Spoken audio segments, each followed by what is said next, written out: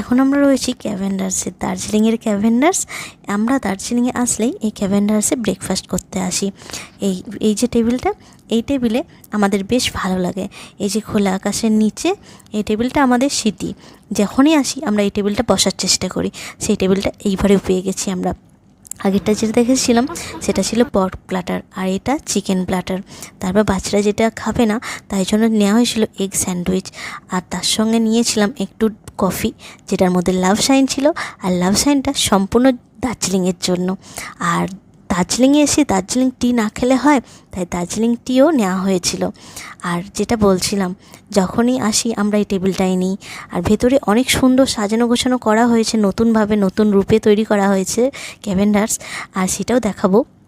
এই যে এখান থেকে পুরো ভিউটা দেখা যায়, এত সুন্দর খোলা আকাশের নিচে এই যে জায়গাটা বেশ ভালো লাগে কিন্তু।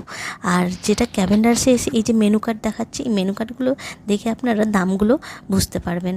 তারপরে খেয়েছিলাম আইসক্রিম। আইসক্রিমটাও অসাধারণ ছিল। ব্রেকফাস্টটা তো আমাদের ভালোই লাগে, তাই জন্য আমরা যখন দার্জিলিংয়ে আসি তখন এখানে ব্রেকফাস্ট করতে আসি। এই যে সেই নতুন জায়গাটা, চারিদিকে ফুল গাছ, টেবিলে টেবিলেও খুব সুন্দর ফুল দিয়ে সাজানো। তবে আমার ওই পুরনো খোলা আকাশের নিচে জিনিসটাই আমার অনেক ভালো।